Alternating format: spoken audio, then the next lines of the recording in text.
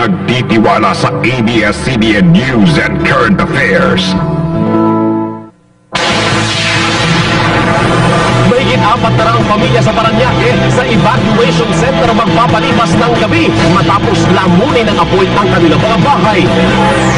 Bilang ng mga nagbubutong na Pilipino, mas dumami pa ayon sa survey. Daang manggagawa kailangan sa ginagawang oil at gas pipeline mula Qatar patungong United Arab Emirates.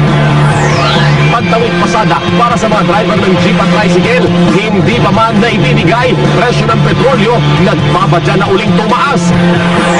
Listahan ng 15 pinakamayamang superhero, bida sa pelikula at mga cartoon characters ilabas ng Forbes.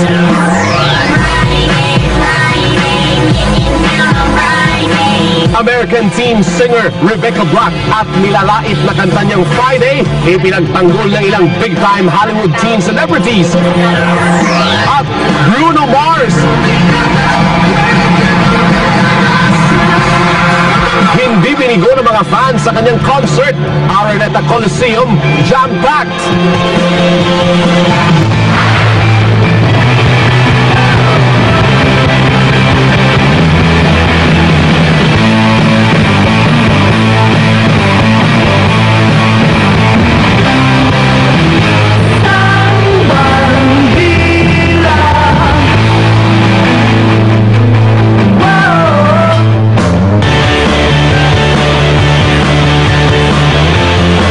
Sa mga balitang Buapandila, nilamo ng apoy ang mahigit 300 bahay sa barangay Santo Niño sa Parañaque City kanina.